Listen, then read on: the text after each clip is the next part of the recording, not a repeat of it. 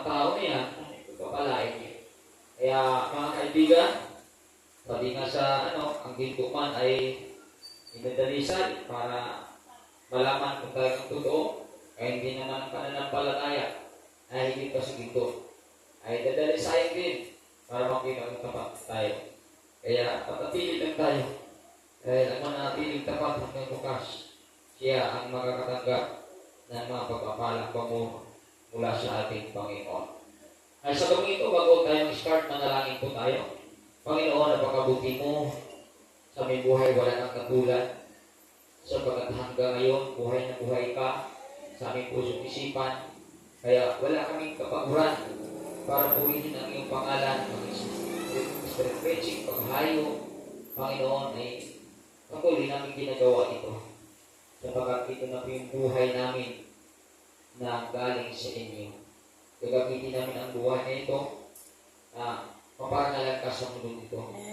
Kaya maraming salamat, isang malaking pagpapala ito, Panginoon, aming nararamdaman mula sa inyo. Sapagkat sa kabila na maraming digmaan, hindi pa rin nararamdaman namin, Lord, itahin namin. So, ikaw ang tunay na gumawa sa aming buhay. Ikaw ang tunay na nagbibigay sa amin ng tibay. Ikaw ang tunay na nagbibigay sa amin ng karunungan. Sapagkat patuloy pa rin isigaw namin ang iyong kalooban. Panginoon, nagkakatipon kami sa gabi nito. Mapatuloy mag-aral ng salita mo. Dahil, Panginoon, gusto namin, Panginoon, na manatili kami tapat hanggang wakas. Upang sa ganun, Panginoon, ang aming matatanggap pagdating ang tatagpang buhay mo. Yan po, Panginoon, nabalutan mo kami kapangyarihan sa gabi nito. Ang mga talata namin magpapakinggan, ito yung magbigay sa amin paglago sa aming spiritual na buhay. Sa tanging pangalan ni Jesus. Amen and amen and amen and amen. Maraming salamat sa bawat isa. At ako'y naniniwala na may gagawin ng Diyos sa ating kaligtasan sa gabi ito. Ang ating pag-aralan ngayon, our task as a Christian. Ito po yung ating pag-aralan sa gabi ito, mga minamahal. Number 1, strive for unity in one spirit. So, napaka-importante na pagsikapan natin na tayo po ay nagkakaisa pagdating sa Espiritu. Kasi pag tayo nagkakaisa talaga sa Espiritu, ang ganda ng takbo ng buhay ng bawat isa. Hindi kay ibang Espiritu isa, hindi tayo magkakasundo dyan. Kaya napaka-importante, we have a unity in one spirit. Upang sa ganon, wow! Ang ating pagsunod sa kalooban ng Diyos, may kagalakan. Ang ating pagsunod sa kalooban ng Diyos, may kapayapaan. At higit sa lahat may tagumpay. Walang naiwan. Lahat tayo nagtatagumpay.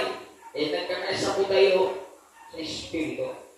Kaya sabi dito sa aklat ng mga taga-Efeso, chapter 4, verse 3, sikapin ninyong mapanatili ang pagkakaisang mula sa Espiritu sa pamagitan ng kapayapaang nagbubuklod sa inyo. Sikapin.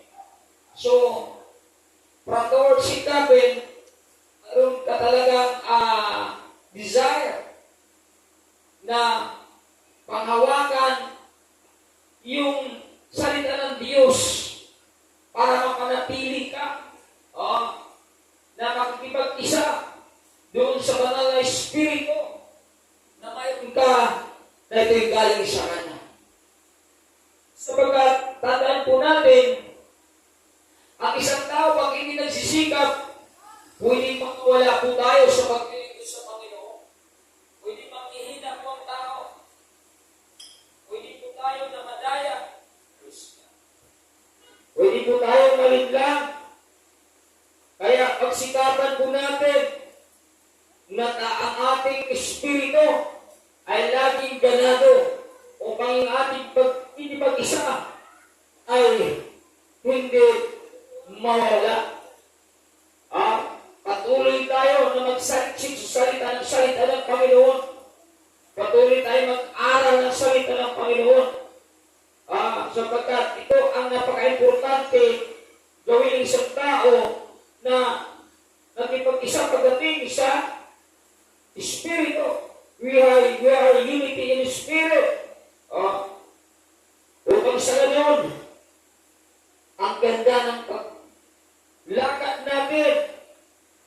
salita ng Panginoon. Nandun yung kagalakan, nandun yung kaginawaan. Dahil pag tayo ay nagkakaisa sa isang espiritu, nandun yung damayan at pagtutulungan. Palakpakan natin ang ating Panginoon. Sino dapat may tanim natin sa ating puso't isipan na dapat unity tayo in one spirit. Nang sa ganun mga kaibigan, wala nang mawawala. Wala nang manghina. Wala nang malupaypay. Wala nang magkampo. Lahat ay porsigido pagdating sa pagpupuri sa pangalan ng ating Panginoon sa lugar na ito. Dahil nagkakaisa po ang bawat espiritu ng bawat isa. May tunay na galing sa ating Panginoon Kristo. Yan ang dapat mananahan sa atin. Upang sa ganun, makita talaga sa atin na may bagong buhay na tayo. Sino man nagpag-isa kay Kristo Jesus ay sa bago ng nilalang, wala nang dating pagkatao, siya bago na. Aklat ng Corinth chapter 5 verse 17. Bago ng nilalang, nagpag-isa na tayo sa ating Panginoon. At yung dapat ang makita sa bawat isa, bago ng nilalang. Kaya dapat pag ating gawa, excited ka. Pagdating sa kaharian ng ating Panginoon, excited ka na mag-isa. Bakit? Bago na tayong nilala, yung luma natin pagkatao, wala na po ang kaibigan. Purado na po, patay na po yung dati natin pagkatao. Sapagat tayo ay nakipag-isa na lang kay Kristo at meron na ay bagong buhay na nagpulat sa Kanya. At ang bagong buhay na ito, gamitin natin ito upang maparangalan ang ating Panginoon na kung saan tayo ay makipag-isa sa Kanya. Palakpakan natin ang ating Panginoon. Wala nang dating pagkatao. Bago na, kaya pagsikapan natin ito, namamintin natin ating espiritu upang sa ganun, magtatagumpay tayo bilang Kristyano. Kapag sabi ko pa na kanina, manatiling tapat ang wakas, siya lamang kaliligtas. Bakit? Naisulat ito mga kaibigan sa aklat ng mga Proverbs 13, sapagkat maligmaan mga lulamaan. May lamanan. At sino mang manatili sa lamanan, siya ay maligtas mga kaibigan. Manatili tayo sa ligmaan. Huwag tayo susuko. Huwag tayong umayaw. Manatili tayo magkikipagdigma. Mga kaibigan, dahil sa ating pagkikipagdigma, ang Diyos po ang nakikipagdigma niyan para sa atin. Dahil ang Diyos ang nakikipagdigma niyan para sa atin. Ako yung naniniwala, tayo ay kanyang pagtagumpayin. Palakpakan natin ang ating Panginoon. May tagumpay mga kaibigan. Kaya sa panahon ng digmaan, magpuri ka sa ating Panginoon. The more we praise God, the greater victory we enjoy. We must praise Jesus Christ in times of troubles, mga minamahal. Kaya huwag natin kalimutan na purihin natin ang ating Panginoon sapagkat dyan tayo, mga kaibigan, pagkatagumpay ng ating Panginoon. Sapagkat habang may digmaan, pag pinupuri mo siya, sabihin, positibo ka na may gagawin siya sa buhay. Hindi tayo pag mayroon ng problema, nalungkot ka mga kaibigan kung ang kaaway. Mga minamahal, tinutuluan tayo ng salita ng Diyos. Napaka-importante na ito ang nagbibigay ng lakas sa ating espiritu. Ito ang nagbibigay ng lakas sa ating buhay sapagkat tayo po ay tunay na mayroon na po kanal na espiritu na mula sa ating Panginoon. Ito dapat ang talagang makita sa ating buhay. Sabi na dito sa aklat ng Corinth chapter 6 verse 17, ang makikipag-isa sa Panginoon ay nakikipag-isa din sa Kanya Espiritu. O, diba nakikipag-isa na tayo sa ating Panginoon, nakikipag-isa din sa Espiritu. At ay nakikipag-isa tayo sa Espiritu. Ang Espiritu ng Kristo, ang siyang dapat makita sa tao. At alam na natin yung bunga ng Espiritu, doon ang binagin doon pag-ibig. Yung pag-ibig pala na bunga ng Espiritu, kung makita sa iyo mga kaibigan, isa ka ng pagpapala sa daigdig na ito. Isa ka ng ilaw sa daigdig na ito. Isa ka ng asin sa daigdig na ito. Dahil po kayong about pag-ibig, pag ito'y nakikita sa iyo, hindi ka magsasawa purihin ang ating Panginoon sa gitna ng mga digma na iyong nararanasan. Palakpakan natin ang ating Panginoon. Hallelujah. Yun yung pag-ibig mga kaibigan. Kaya dapat lagi nating hasain ang ating puso't isipan. Dahil ay nakipag-isa. mag-isa na mga kaibigan, we are unity in one spirit, mga minamahal, alagaan natin ito. Ingatan natin ito, biligan natin ito, upang hindi tayo madaya sa daigdig nito. Huwag natin hayaan na sa mga bagay lamang sa mundo ito na ating nakikita, yun ang naging dahilan kaya nagtapos sa atin ang banal na Espiritu. Huwag natin hayaan yung mga bagay-bagay lamang sa mundo ito na ating nakikita ang siyang sumira sa banal na Espiritu. Huwag natin hayaan na matulad tayo sa mga taong bumagsak na wala, nasira, dahil nahumaling na ho sa mga bagay sa mundo ito. Ang pag-ibig natin sa mundo ito ang siyang sumira sa ating banal na Espiritu.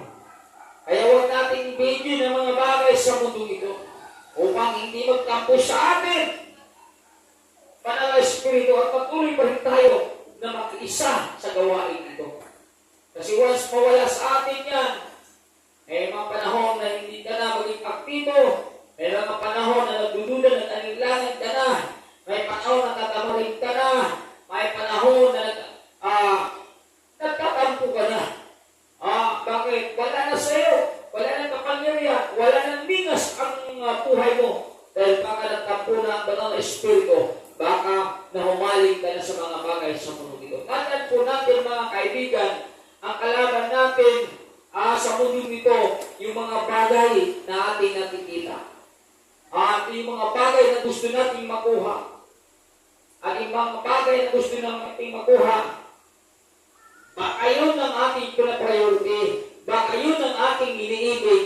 Baka yun ang ating itinataas sa ating sarili. At baka ito ang dahilan, yung ating pagkikipag-isa ay mawawala. We are unity in one spirit. Sana po ay manatiling buhay sa atin ang banal na Espiritu ng Panginoon upang sa ganun sa hirap at ginhawa, ikaw at ako ay patuloy nagkakaisa. Palapakan natin ang ating Panginoon kung dapat makita sa ating buhay. Sapagkat napakaganda po, mga kaibigan, tangan po natin kung ang banal na Espiritu wala sa isang tao, tandaan natin hindi tayo Kristo. Sa aklat ng Roma, malinaw. Kung ang banal na Espiritu wala sa isang tao, hindi tayo Kristo. Kaya kailangan talaga na sa ating buhay bilang tao, ramdam natin yung banal na Espiritu. At pag nasa atin yan, makipag-isa talaga tayo sa lahat na narito. Kasi natin kasi nakipag-isa, we are helping each other. Tulungan po yun mga kaibigan. Hindi pwede natin sabihin natin pag-usapan ako pero tumatakas ka doon sa mga pangangailangan. Hindi doon po yung nakipag-isa. Ang nakipag-isa mga kaibigan, tumutulong yan. May puso yan. Mayroon niyang initiative, nag-alala yan. Mayroon niyan siyang mayroon niya na pakiramdam.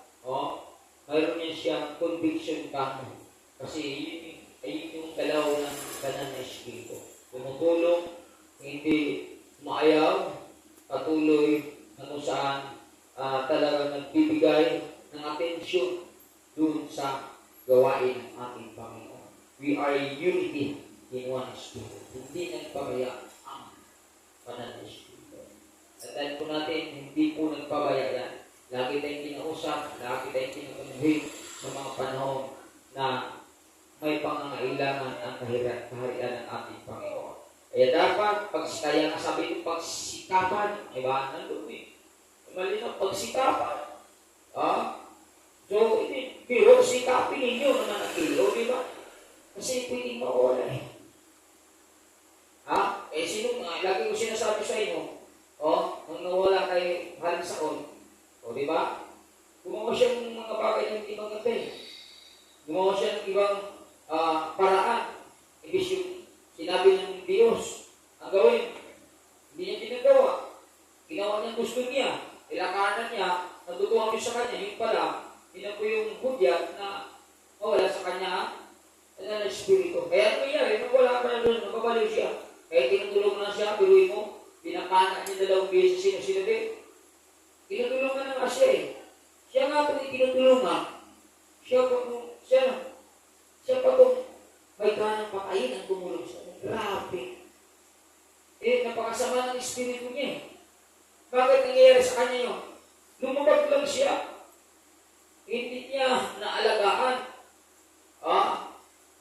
Ang sinabi sa kanya ng Diyos, mo sa ibang paraan. Mahirap pag tayo, mo sa ibang paraan. Hindi naman sinabi sa Biblia, delikado tayo dyan.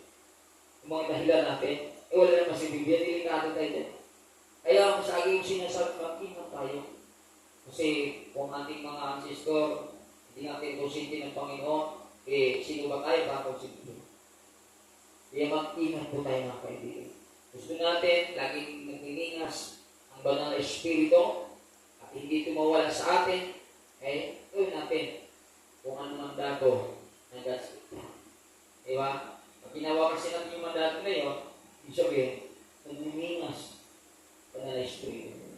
Hindi ka napapagod, hindi ka nalulungkot, hindi ka nakalilangan, yun yung mga kaibigan, nagpapatunay na yung kapangyarihan ng Espiritu ay nandyan po siya. Pero kung wala ka ng gana, wala ka ng isip na gawin nyo, yung dati mong ginagawa, delikado po yun. Nga sabi yun, sikapin ninyo na mapanatili ang pagkakaisang mula sa Espiritu. Diba? Sikapin.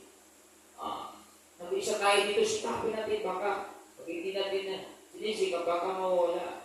Baka matangay na kasi tayo sa mga bagay-bagay sa mundo dito. Kasi, lalo sinasabi, na once na nalito ko tayo sa mundo dito, hindi yung aking mga bagay sa mundo. Kaya nga, Roma, chapter 12, verse 2, di ba? Pinaalalahan na tayo. Iba na kayo at magbagong isip. Bakit sinabi ng gano'n? Hindi tayo palupa panlangit kasi tayo. Kaya, inaataysan tayo sa talatang yun. Kasi pwede tayo mahulog sa mga bagay sa mundo dito. Pwede tayo matukso sa mga bagay sa mundo dito. Kaya, ang daming instruction na ibinigay sa atin, mapanatili lang ang ating pagsunod sa kaluban ng Panginoon. Kaya pagkanatin ang ating Panginoon. Ito pangalawa. Our task as a Christian, number 2, we must share our blessing. We must share our blessing. Kaya kung pinagpapala ka, Kristiyano, ibahagi mo ang pagpapala ng mga. Sabi na dito, sa aklat ng Galatia, chapter 6, verse 6, ang mga tinuturuan ng salita ng Diyos ay dapat magbahagi ng lahat ng magagandang bagay sa mga nagtuturo. Ay dapat magbahagi daw.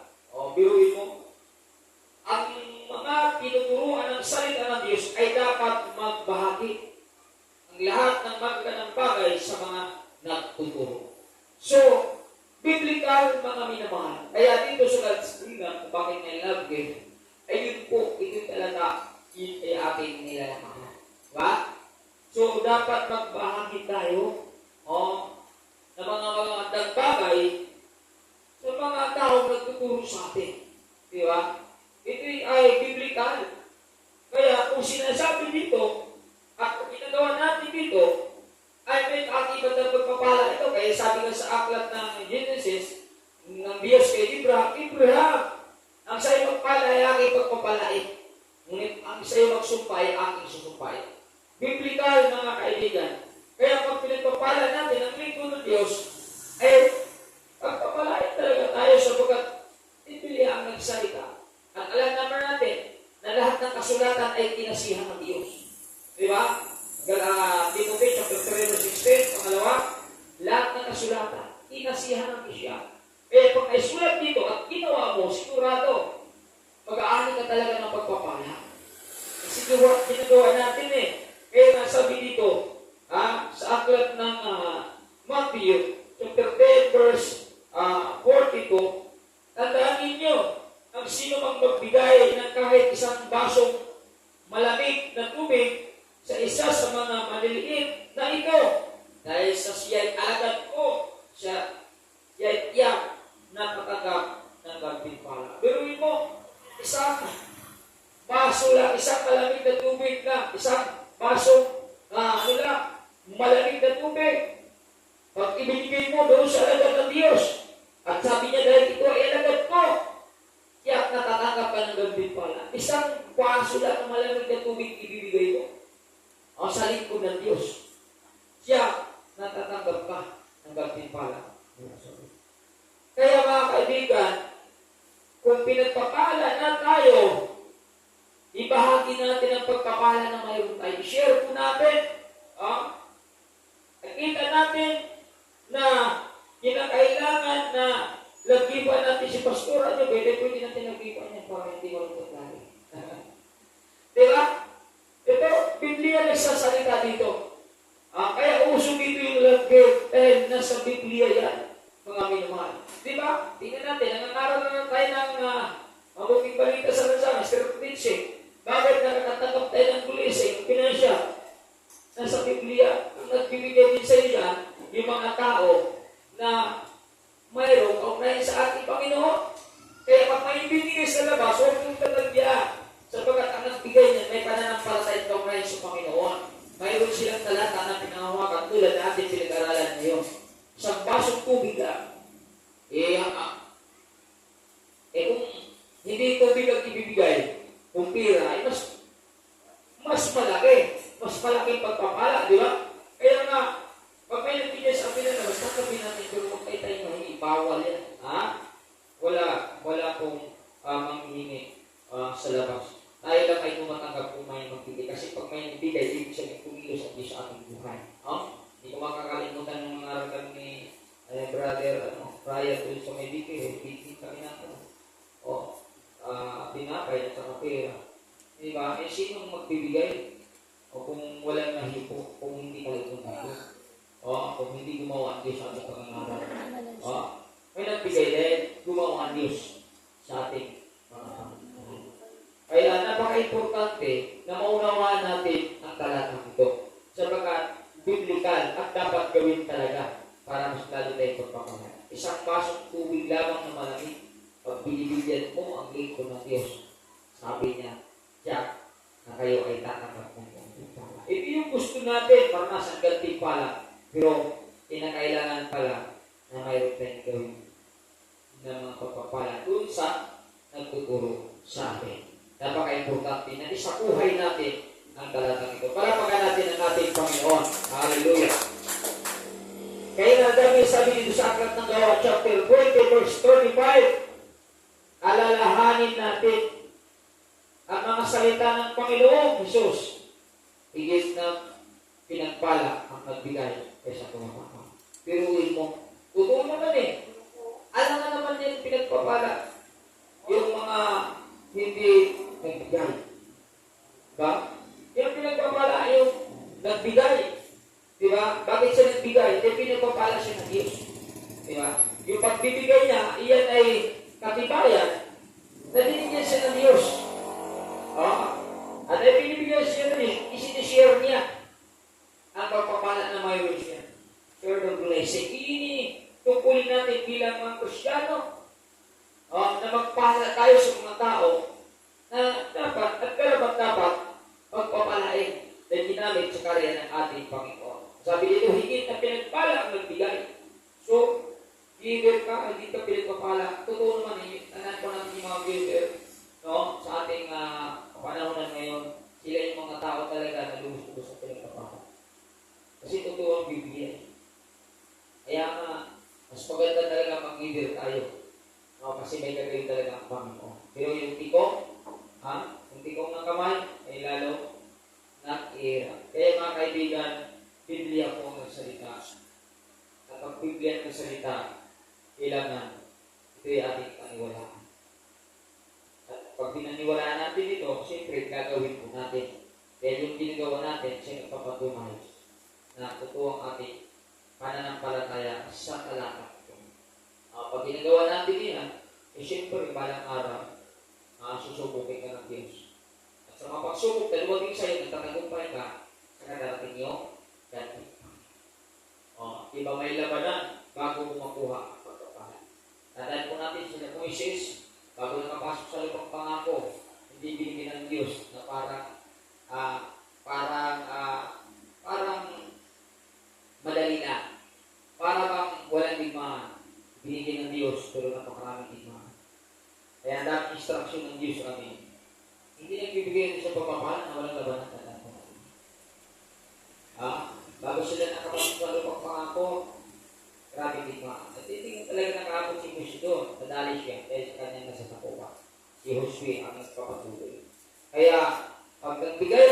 sa pagpapala, kailangan sa kanya ka magtitiwala. Bakit? May digmaan.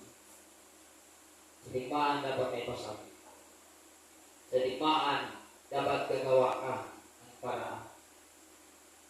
Sa digmaan, pinakailangan gamitin mo pananampalataya pag-ibig mo sa Panginoon. Kasi minsan sa digmaan, kung hindi mo gamitin pananampalataya pag-ibig mo sa Panginoon, maaari matakpan ang iyong pananampalataya at ang makita ng problema. At pag makikita mo problema, minsan yan ang sinusunod. Yan pagsangkayan ng kaibigan. Kaya, katunayan natin na ang Diyos ay makapangyarihan. At dahil sa makapangyarihan, lagi natin ginagawa ang kanyang salita sa gitna. Kasi yung iba, paglaban na, wala na nagdadahilan. Ay, mga kaibigan, ay lang po ang sumusukat sa ating pag-iisipan. Ay, mismo sumusukat. Ay, nakakalungkot ng galing Kristyano. Lalo na pag pinakailaman mo yung pagdating sa pinansyal, marami talagang tao pag pinakailaman na pagdating sa pinansyal, marami nang umayaw, marami nang umatras, marami nang itududa, marami nang tinataman. Ang tao, yun naman ang gusto ng tao. Diba? Yan naman ang gusto ng tao na makuha niya. Gusto ng tao na pagpalain sa pinansyal. Pero nung pagkailaman siya, umayaw at lumalayo. Diba? Sino yung unang umayaw dyan na malayo? Di pinagkikirban yung sa mayaman. Diba? Kaya nga, inihirit sa ilang Kristyano ngayon. Inihirit ng ilan. Nalalang kilay. Bakit? Tignan mo yung mga Kristyano dyan. Kung sakitin mo yung pagdating sa pinansyal, yung iba dyan nawawala at ibang kwento na sa labas. Okay. Dahil yun talaga ang totoong nila minahal mga bagay sa mundo. Kaya pag pinakailaman mo sila dyan gumaya siya. Hindi nga, itong mayaman na binata, pinakinggan mo ng Diyos nung pinakailaman siya, ibigay mo lahat ng ari-ari mo. At ipamahagi mo sa luha, anong ginawa niya? Wala, hindi niya pinakinggan, hindi niya pinansin ng Panginoon, gumaya siya. Diba? Kasi yung iba, nagsisimba ka, pero sa mga material na. Kung ating magsunod sa kalooban ng Diyos para lang sa mga bagay ng pagkakulog ito, tayo ang pinakawawa sa lahat. Ang aming namahal, sana ang mga bagay sa mundo ito, hindi itong dahilan, kaya tayo matalo sa tingin. Kasi pag natatalo tayo sa tingin, ang katipalan natin masakan. Wala. Pagsubok.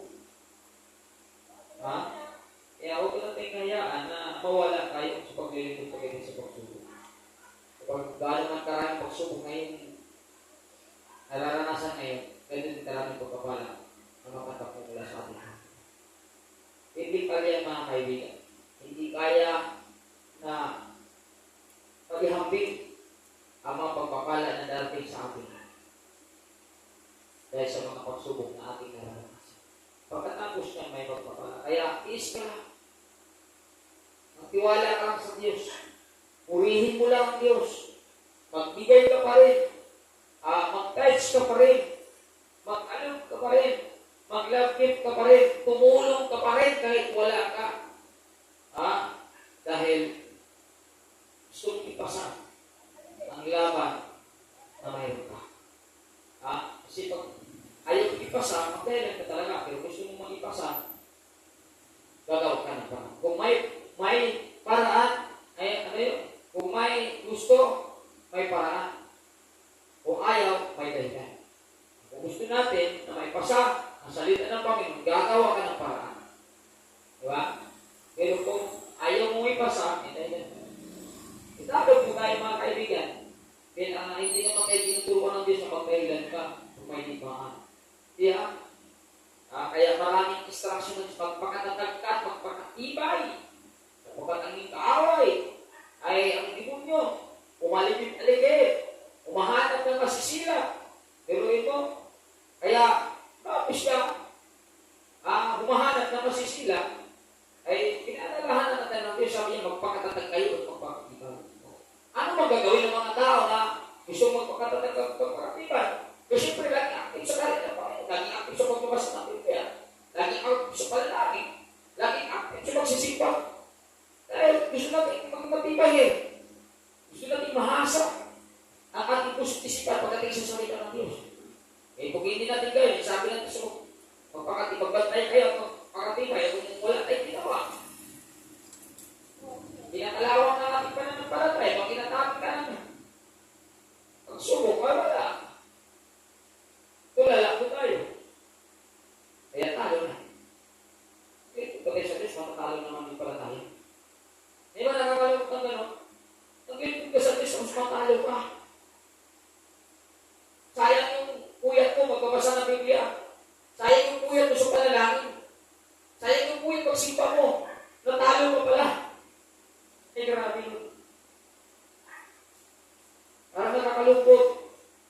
Na parang ginawa natin ng tradisyon. Ang ating pagsunod kung bumagsak din pala tayo. Eh, dami sinabi mo, hindi kita iniwan ni papabayaan. Bakit ka iniwan? Wala kang ginawa eh. Diba? Ba't ka pinabayaan? Hindi mo ginamit yung pananampalataya ibigay sa Diyos eh. Kasi ang ginamit mo, yung problema nakita mo. Ano ba tulungan ng Diyos? Kaya ka tulungan ng Diyos pero hindi mo ginamit yung binigay sa iyo ng Diyos. Ano ka tulungan kung wala kang ginawa? Kung kulong ka? Wala. Sabi ko lagi sinasabi ang Diyos ay tumutulong naman sa may mga ginagawa. Diba? Tulong siya. Eh, kung wala tayong gagawin kasi sigurista tayo Kristyano, ano sigurista? Lagi kumuhin. Bago tumulong sa iba. Meron gano'n? Meron Kristyano na gano'n? Nasipti lagi sa kanya bago siya tumulong sa iba. Sigurista na.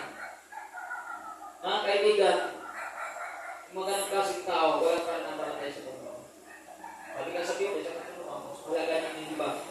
Hindi sa pagpapahalaga sa sarili. Diba?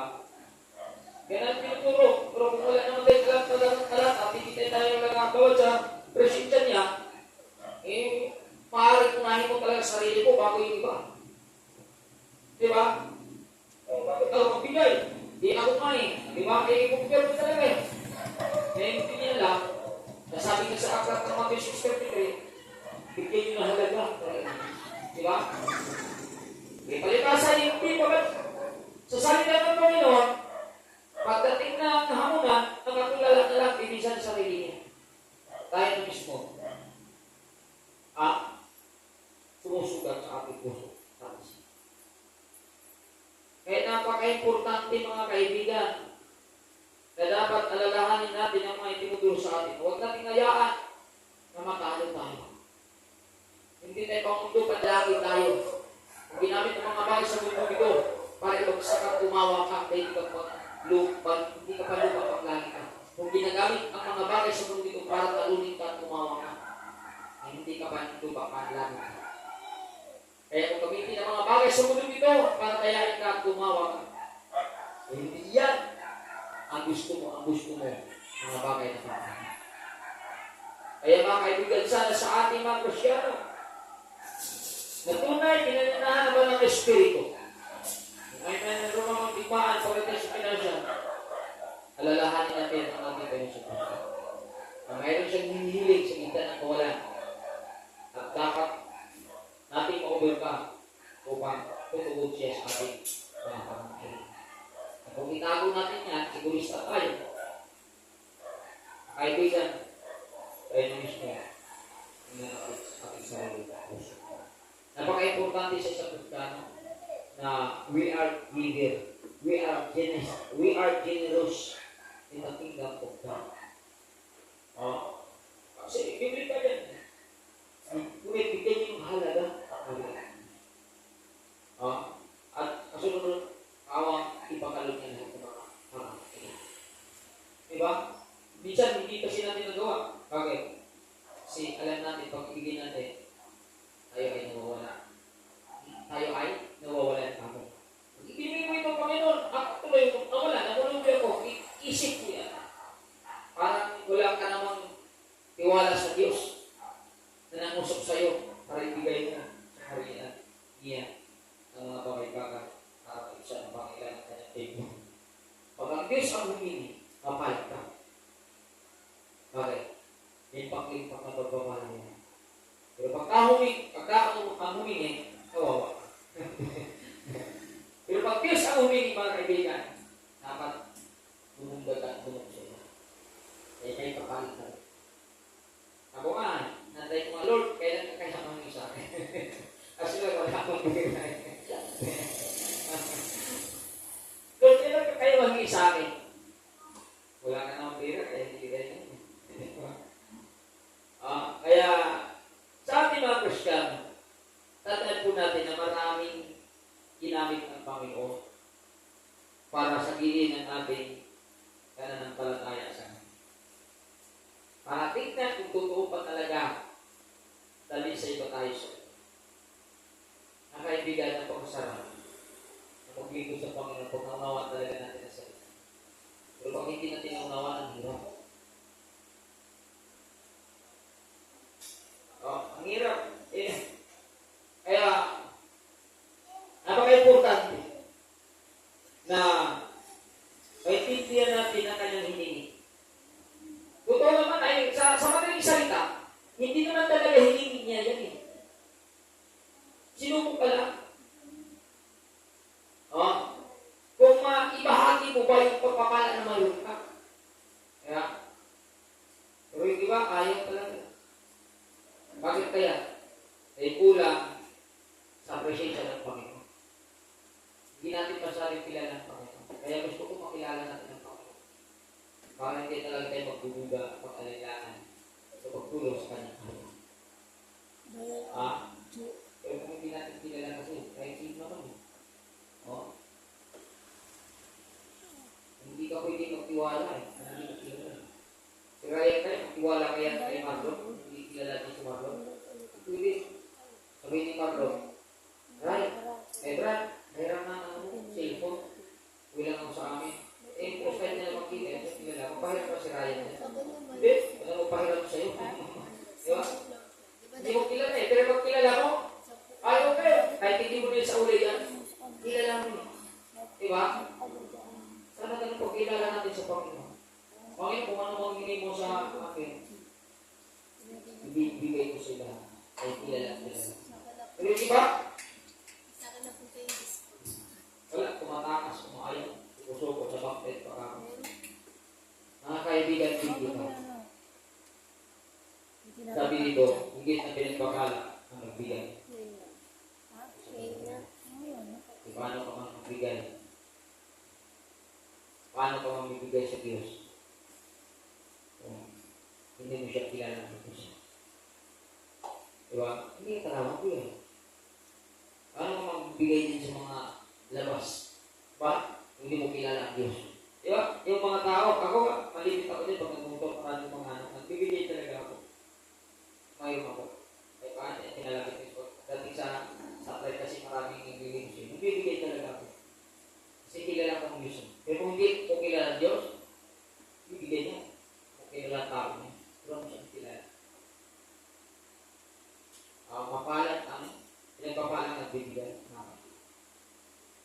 Kung kilala natin ang Diyos, magbibigay talaga tayo. Pero kung hindi natin kilala ang Diyos, iwan po sa'yo. Kung palagpakan natin sa akin. Kaya, mga kaibigan, sanayin po natin. Kung hindi man ngayon, hindi man bukas at takapin mo ang ibibigay balang araw, ibibigay ng Diyos. Nakahilira tayo lahat sa pangako niya. Walang Kristiyano na hindi nakahilira sa pangako ng Diyos. Sa nakalugod naman kung hindi ka nakahilira. Nakahilira tayo lahat. Pero bakit hindi ba nabibigo? Dahil yung ibigay, yung sinabi ng Diyos, ayaw gawin ng tao. Yung instruction ng Diyos, pinaniwala ng tao. Kasi dinipinsa ng tao, yung sarili niya kasi wala sa kamo. Ay, tingkan. Pag ako may pera, ubos talaga yan. Pag nasa karya ng Panginoon. Kaya naniwala talaga ako sa pagbibigay ng pagpapalit. Hindi ko nagutom na kami, kaya hindi ang bis, punta na anniversary. Makakain ako ng anniversary. sir, pag kasama ko si pastor, papakuwi. Pero pag hindi ko kasama yan, hindi ako makakain. Dito na, pakuwi na dito, saka makakain. Alas 3. Bakit? Pera natin ay 50 na piso. Yan yung iwala tayo sa akin. Aalihin natin lahat ng aming itinutulong. Kaya makalat yung may itinanim. Nagtanim ka sa gawain na ito, nagtanim ka doon sa ibang gawain, nagtanim ka ng panalangin, nagtanim ka ng sakripisyo, ang dami mong itinanim. Kaya, ang dami mong ating balang araw. Pero kung isa lang tanim mo, isa lang aanihin mo. Dito ka lang nagtanim eh. Pag niyaya ka magtanim ka doon sa bukren, ay nang gusto ko. Gusto kang manaanin ng marami.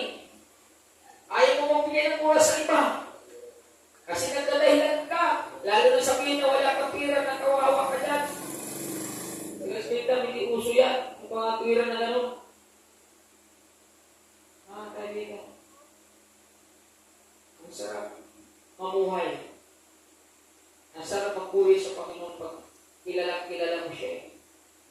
Kasi pag sinabi, dito tayo! Siyempre, gagawa talaga ng paraan para kung saan pangailan para makapunta ka lang yung sa lugar na kung saan ikaw ay niyaya. Alam mo, taliman yan eh. Di ba? Kaya napakasarap magtanong ko. May ano. Kaya, kung gusto mo mag-ani, halagaan mo yung bunga. Nagpungang ka na ng kasipagan. Nagpungang ka na ng pag-is. Grabe yung pag-is mo, bunga na yan. Yung sipag mo, bunga na yan. Kaibigan, kung hindi mo alagaan yan, baka kukunin sa inyong iba yan. Alagaan talaga yun. Diligan mo, Lord, salamat na nadalo ko. Salamat na kami na kung anniversary. Salamat na kapag-preaching ako. Salamat na kapag-study ako. Diligyan, mga kaibigan. Isa nang kunin mo sa Panginoon. Alam mo sa sarili mo, hindi mo kaya gawin kung wala siya sa akin. Ilan pa? Tanaw ko na loob sa Kanya, ay nagawa natin ang kaluban niya, magpasalamat ka. Hindi kayo, gumagawa ka lang, parang habit na lang. Pagkatapos pag natulog ka na, hindi mo naalala ng Panginoon. Kaya ginawa niya sa buhay mo. Alalahan natin, kaya may prayer araw-araw Bakit? Lahat ng ginawa natin sa atin, sa buong araw nito, magpasalamat natin sa Kanya. Huwag natin baliwalain dahil yan ang gusto niya na makita sa atin. Pangatlo,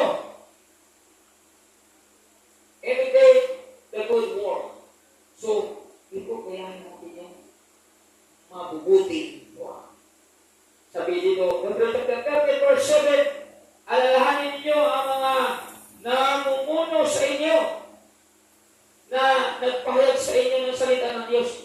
Isipin ninyo kung paano sila namuhay at tularan ninyo ang kanilang pananampalataya. Biruin mo. Ating isipin ito si Apostol Pablo. Yung talagang namumuno ng maraming tao ng kapatahunan nila. Grabe ginawa ni sa Apostol Pablo. Napakaraming ginagawa na talagang sa ating sarili, kakayanan natin kaya. Biruin mo. Alalahan natin yung nangyayari kanila, magpalikor ng Panginoon, nakulong sila, dalawang Silas, silang dalawa ni Silas nakulong. Kaya ano bang ginagawa nila? Kung sila nakulong, anong ginawa nila? Bakit sila nakulong? Anong ginawa nila? Nangangaral naman ang mabuting balita ng Panginoon. Pero nakulong sila. Alalahanin natin ang kanilang ipinapakita ng halimbawa doon sa kulungan. Nagreklamo ba sila sa Panginoon? Sinabi ko nila, ito ba Panginoon, ang gusto sa upan, ang araw kayo, dumagod, tapos kumayat mo kami ikulong? Wala ka masabi. Wala silang binanggit Diba? Ano ginawa nila sa binanggit nila sa loob ng kulungan? Umaawit at nananalangin. Grabe. Wow, palapanan na natin ang ating Panginoon. Diba napakaganda? Kaya gayahin natin ito. Sabi dito, imitate the good work. Yung mabuting ginawa nila. Dapat gayahin natin. Hindi kahit wala ka lang ng kunti. Buko ka lang, puro ka na reklamo. Grabe. Layo, no? Kaya kailangan, kung nawalan ka, magpuri ka sa Diyos.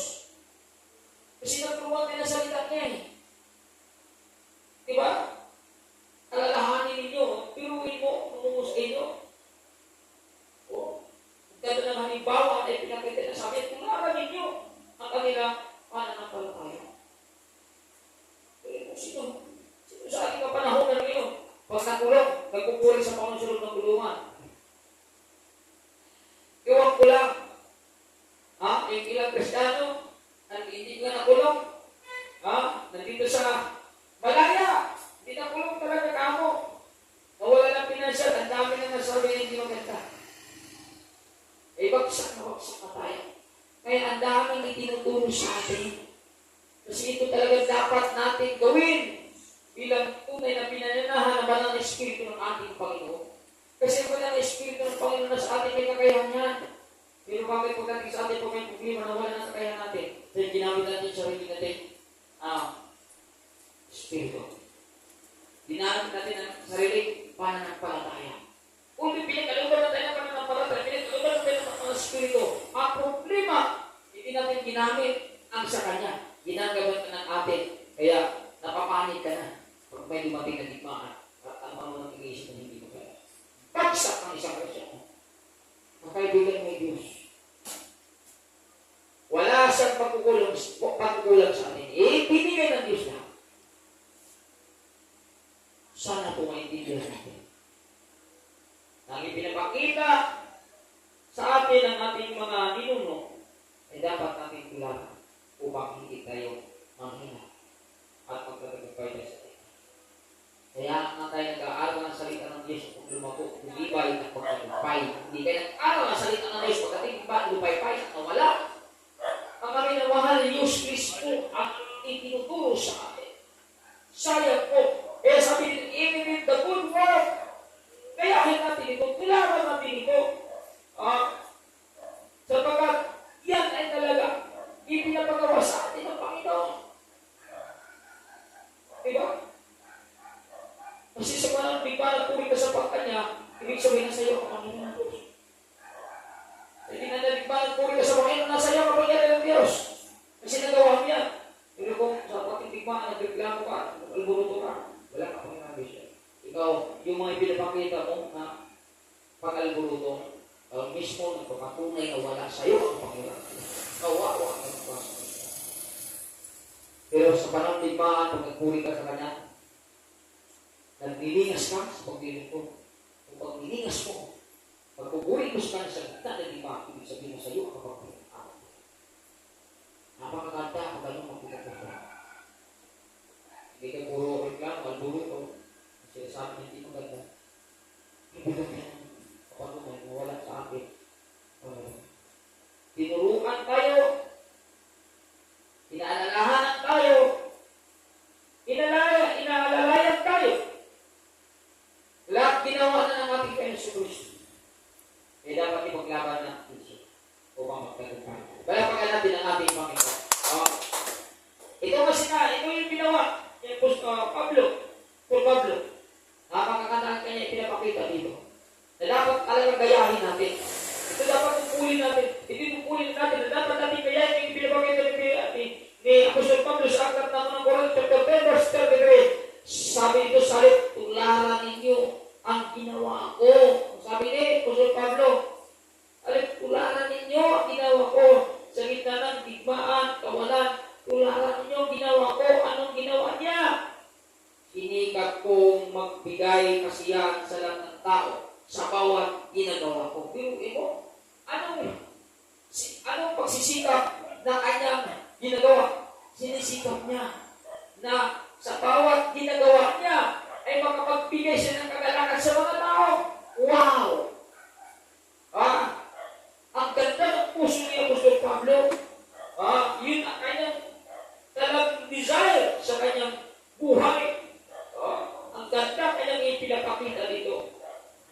Sabi niya dito, hindi ko inuuna ang sarili kong kapakanan, kundi ang kapakanan ng maraming upang maligtas sila. Grabe, ang service. Sino si Apostol Pablo? Hindi niya sarili niya ang kanyang inuuna. Hindi niya sinisipin niya sarili niya bago ang iba. Talagang inuuna niya ang iba. Bakit inuuna ang iba? Dahil alam niya, ligtas na siya. Kaya pag inuuna mong iba, alam mo sa sarili mo, na ngayon ka na. Kaya inuuna mo sila ipakita niya po sa Pablo dito. Dapat natin gayahin ko lahat upang magtagumpay tayo dito siya. Ito yung tungkulin natin na dapat gayahin kung anong itinuturo sa atin.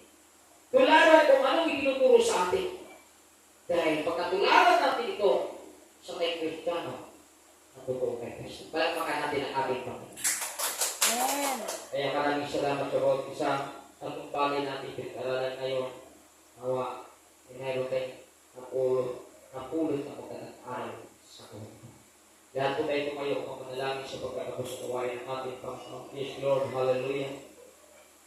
Pinupuri ka namin, pinasalamatan ka namin sa dapat. Insight na binigay mo sa amin ngayong gabi. Ang naniniwala po ako magdala ito sa amin at pagdalakan sa aming spiritual na buhay. Magbibigay ito ng panagawang sigla, Panginoon. Magbibigay ito ng unawa sa aming spiritual na buhay. Magbibigay ito ng karagdagan ng pananampalataya. Magbibigay ito ng hindi sa lahat ng tagumpay sa aming pagkakristyano, Panginoon. Lord, naniniwala po kami, Panginoon, na sa digmaan namin pinagharap, ikaw pa rin ang aming pinataas at pinupuri, Panginoon. Gumawa kami ng paraan sa gitna ng digmaan. Ayaw namin sumuko, Panginoon, dahil ikaw ang nagbibigay sa amin karunong kapangyarihan ka na ng paragpag-ibig. At lahat ng ibinigay mo sa amin, ginagamit namin ngayon, Panginoon. At hayaan niyo po, Panginoon, magtatagumpay kami. At dahil magtatagumpay kami, Panginoon, ang bilang namin ngayon, palang araw, mas ito po ay dadami at dadami. Tripli, Panginoon, ang ibabalik ko. Dahil ako'y naniniwala na may gagawin ka sa gitna ng laban nito. Marami man ang hina, ako'y naniniwala araw ibabalik nito. Mas dahil pala ako ang lahat ng hina. Dahil alam ko sa gitna ng digmaan, pag kami patuloy, Panginoon, na lumalaban, nandun ang tagumpay.